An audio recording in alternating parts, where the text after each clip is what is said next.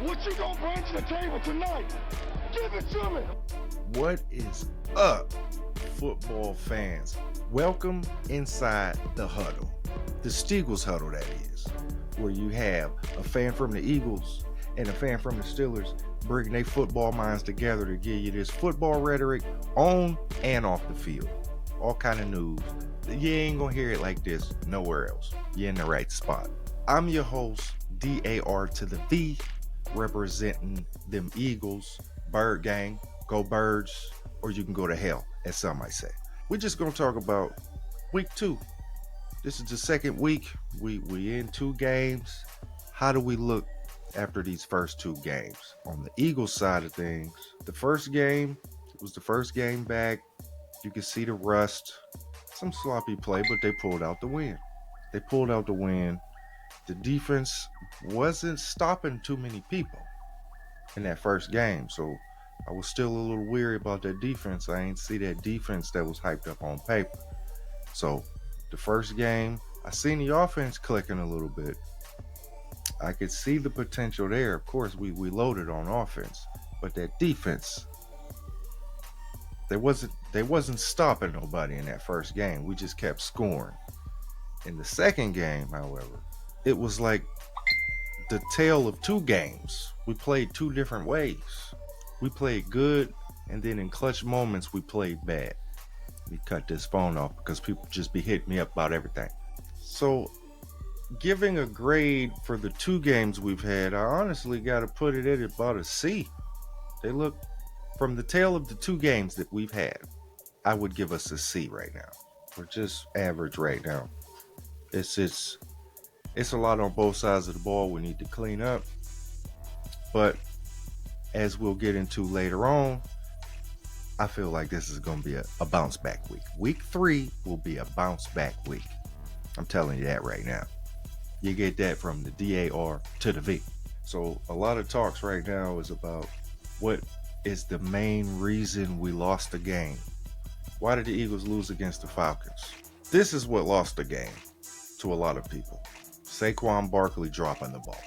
That's what lost the game. Was it Jalen Hurts with that hero throw in the last 34 seconds of the game, and it was a pick? The game is completely over at that point. Was that what lost the game? Was it Slay getting slayed in the end zone, getting beat on that route, and they went up ahead? Was that what lost the game? Was it the defense getting shredded, letting them go all the way down the field in that little bit of time and scoring? Is that what lost the game? Well, I tell you why they lost the game. This is the main reason the Eagles lost to the Falcons Monday night. Coaching. The leadership and the poise was non-existent. The play calls on both sides of the ball, there was much to be desired. It was mistakes on both sides of the ball, play calling wise and coach wise. You have to put your players in a position to be successful. If you put them in compromising positions, they might end up compromised. Defense played well, and then there were times they didn't play well. The times they didn't play well were times where they needed to make a play to be successful. They needed to make a play and they didn't make it. A goal line stand, they couldn't make a goal line stand. Like in the first game, they needed a clutch play to seal the game. And there was a strip fumble. And they turned the ball over. We won the game because we didn't allow the offense to do anything. The second week, however, we played prevent defense. Prevent as in prevent yourself from winning the game. Coaching has to create a game plan that puts the players in position to succeed. Not put them in compromising positions and then they fail and then you say, he couldn't succeed. He didn't execute that well. Well, how was he supposed to execute it well? You put him in a position where it's hard to execute. So I think it's coaching is the reason we lost that game. This team is capable enough to score 30 points a game if they play complementary football. That's the offense helping out the defense by not doing 3 and outs, rushing the defense back on the field, managing the clock, in winning time management, time of possession, gives your defense a chance to stay fresh. When your defense is on the field, they put our powerful offense in short yardage situations where a team gets it on 30, they don't get a first down. They do the 3 and out and kick it to us where we got the ball close to the 50 already. And you're giving it to a high powered offense and they only need 40, 50 yards to go. That's how you play complementary football. You also need it from your special teams. You need guys that won't miss tackles on kick returns and punt returns. They have to play complementary football, and this team could get 30 points a game if they play complementary football. Of course, there's going to be games where you have to lean more on the defense to make plays because the other team's defense might have our number on offense or just the way we match up. So you might depend game to game on one side or the other. But the more we play complementary football, the better our chances are at winning. Now, I'm going to get off the Eagles for a minute. I'm going to come back to them, of course. But I'm going to talk about the lead blocker. Now, the lead blocker is what do we expect leading into the next games? What do we expect? Do we expect bounce back games from all these teams that were expected to win this week and they got upset? The Eagles, along with the Cowboys, along with a couple other people, got upset, and good teams figure out a way to bounce back. Is this a bounce back week? There's a lot of teams that got upset. Which one of those teams has a higher chance of bouncing back? And who has the toughest matchup with a bounce back game? I got 3 phones. I put one on Do Not Disturb, but the other 2 keep going off. Anyway, so of course, Atlanta beat the Eagles. I don't even know if that's really an upset. It is to me. Anytime you get beat by Kirk Cousins, it's an upset.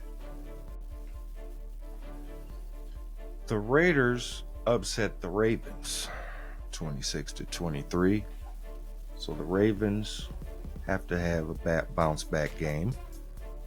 The Buccaneers upset the Lions. If you consider that an upset, they might have just put the Lions too high up too early. The Saints told them Cowboys up. You know what I mean? The Packers beat the Colts. Maybe that's an upset because they had to do it with a backup quarterback. The Vikings beat the 49ers. So out of the Ravens loss, the Cowboys loss, and the Eagles loss, 49ers, Cowboys, Eagles, the Lions, I would say the biggest upset would have been the Ravens losing a close game to the Raiders at home. That's surprising. So all of those teams are expecting to have a bounce back game. The Ravens, Cowboys, the Eagles. There's some teams that need a bounce back game. That's supposed to be in those top power rankings, and then a lot of those teams they was giving hype to, they lost, so they have to bounce back. Let's go to one of the questions I got. All right, check this out. This is a quick toss we just got. Somebody sent in a question. Should teams go back to developing rookie quarterbacks, or has the game changed? I think that's a good question because I think me and my big bro was just talking about this. If you think about the greats from now to far back, people get so locked into the exception to the rules, which is somebody that was a rookie and they just came right in and was successful from the get-go, which is it's very hard to do. Peyton Manning didn't do it. He led the lead in interceptions, maybe only had 1 win his first season.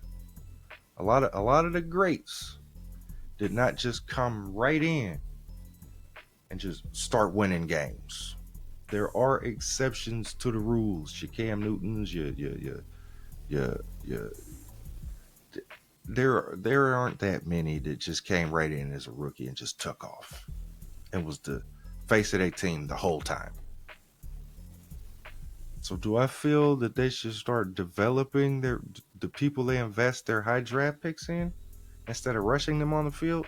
Yes, I do. I think it's a better investment having them learn from a professional so they could see mistakes from afar without having to go on that field up close and make the mistakes themselves.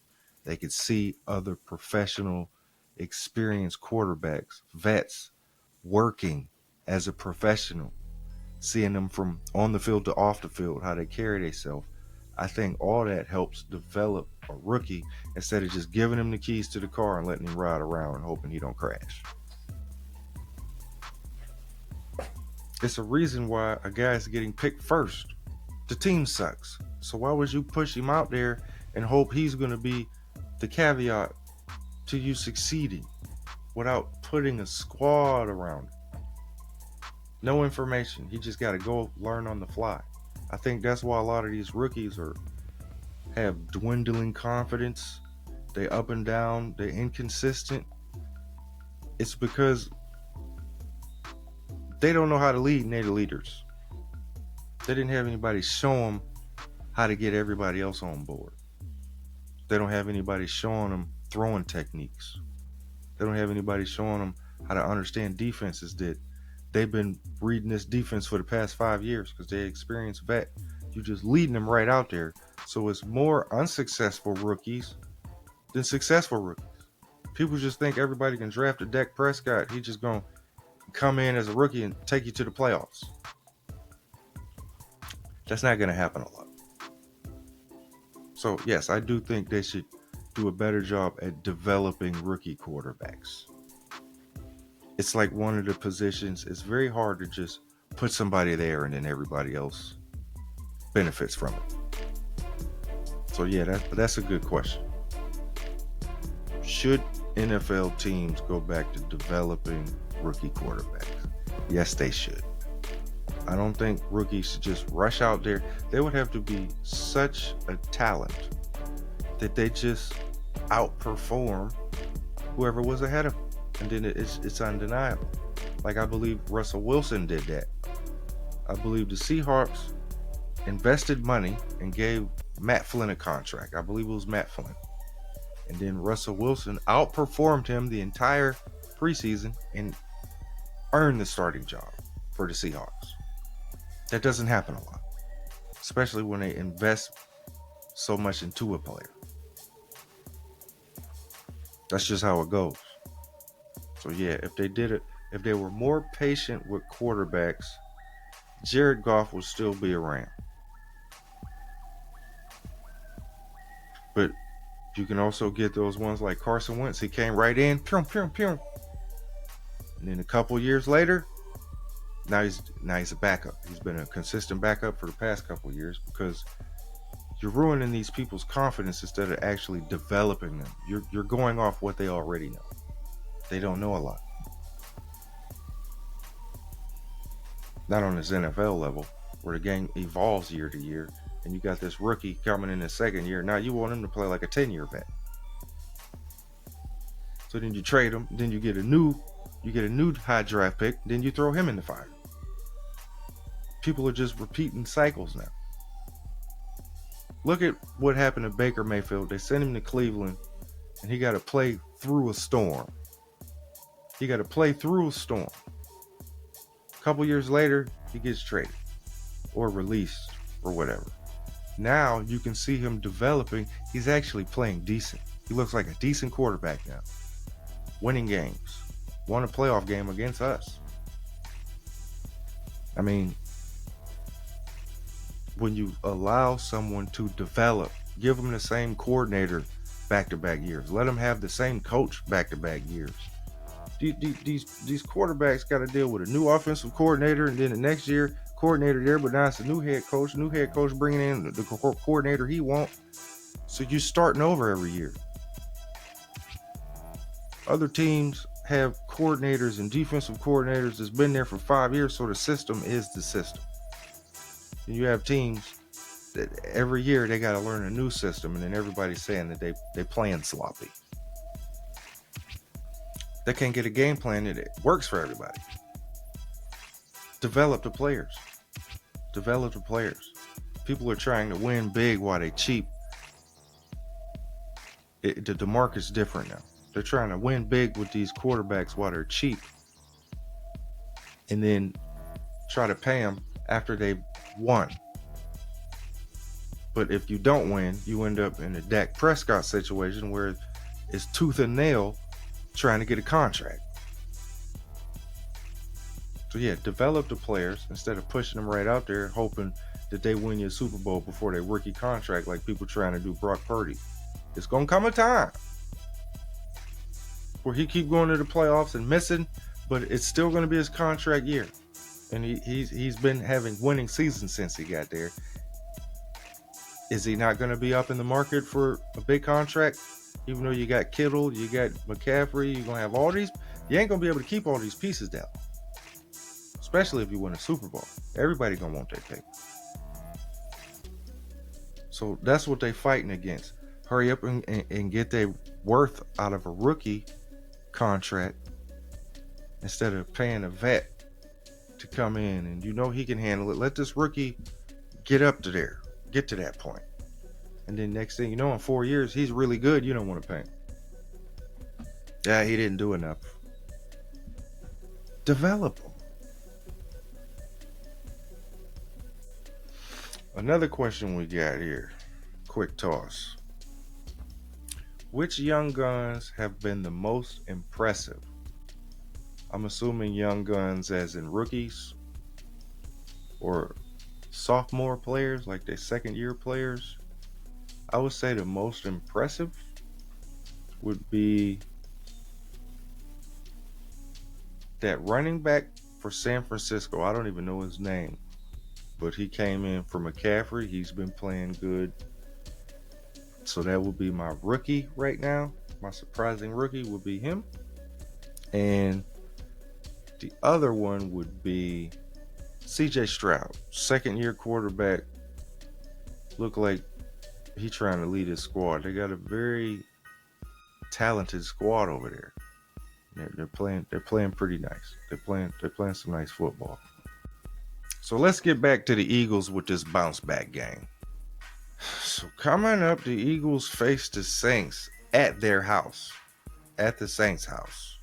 The Saints are coming off a pretty big upset win against the Cowboys. They're carrying a win streak, and they boosting their confidence up. While the Eagles had a disappointing loss, and they wish they had a couple mulligans in their back pocket so they could do a couple of them plays over and maybe the outcome would have been different. But they need to figure out a way to take that loss and make it a motivation and a drive to keep their confidence. So they're trying to keep their confidence at bay while the Saints' confidence is through the roof. And this could play a factor in the game and how it starts. I believe that the Eagles will have to come out with guns blazing and defense raising.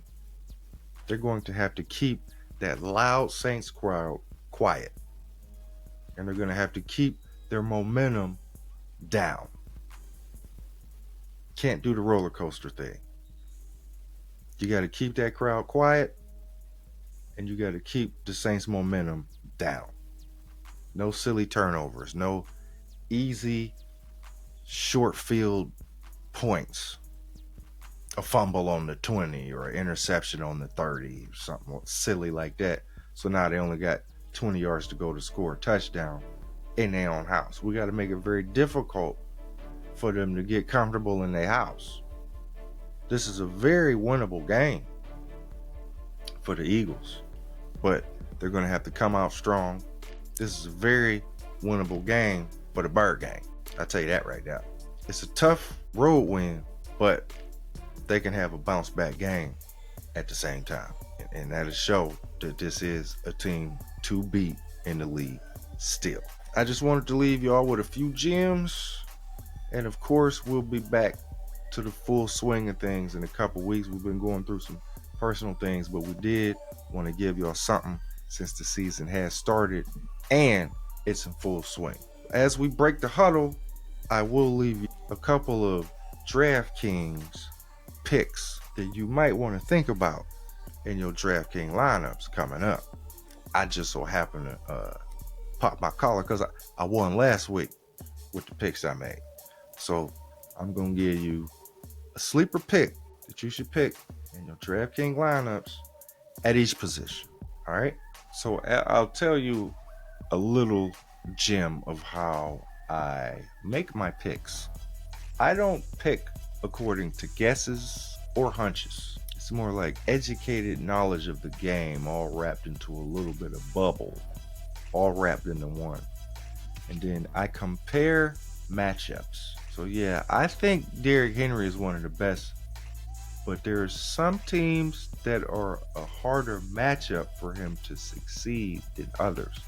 So look at matchups. Don't look at favorite teams or teams you don't like and you want to root for them to lose. This is about money. So we want you to win some money. So one of my keys is look at matchups. There might be a better matchup out there than just saying, let's pick Mahomes. Mahomes is going to do it. It costs too much money. So I'm going to give you a low-key, nice value pick to start your team off with. Brock Purdy, Baker Mayfield, see what I'm saying? Justin Fields versus the Chargers is a good pick. Like, you want someone that can get top-ranked points that everybody else isn't looking at. Everybody's going to be looking at Lamar Jackson, and that's a harder matchup for him. He's going against Dallas's defense, which you might want to pick him. He's more expensive than everybody else. I'm giving you value picks, low-key picks. People ain't going to be thinking about these. And I gave you more than one to pick from at the quarterback position. Running back-wise, this is not about a value pick. It's about the matchup. Now, even though I'm an Eagles fan, I wouldn't be surprised if a lot of people pick Kamara with the way we've looked covering backs and stuff like that. Not a bad pick. He's going to be expensive. I like to look farther down, like the backup to McCaffrey in San Francisco. Mason, Jay Mason, he's starting to get up there. He's not even a value pick anymore. Who do you think has the worst run defense in the league? Pick the starting running back from the other team. That's how you do that. That's how you do that. Who can't stop the run if they tried? Dallas has a problem stopping it. So Derrick Henry at 6,500 is risky, but they don't stop the run all that well. Receivers, I'm trying to stay away from all the obvious ones. All right, this is what I'll do. I'll give you a receiver and a tight end. I'm going to just give you one. But it's not going to be the ones you're thinking about. That's a nice little value. I seem to get Tank Dell a lot. Jameson Williams from the Detroit Lions. And a tight end. I told you I was going to give you a tight end. Cade Otton from the Tampa Bay Buccaneers. Denver might be sleeping on him. I just wanted to leave you with them DraftKings gems. See what y'all can work around with them. And let me know what y'all performance is with them players that I mentioned. Let me know if them players was higher scored people than y'all picked or lower scored people. We're just having fun here, you know what I'm saying? But I do want to help y'all get some money. I just wanted to leave y'all with them gems. So as we break this huddle, I'll leave you with this. Be true to yourself, not new to yourself. I'm your host, DAR to the B. We'll see y'all next week. Bird Gang out.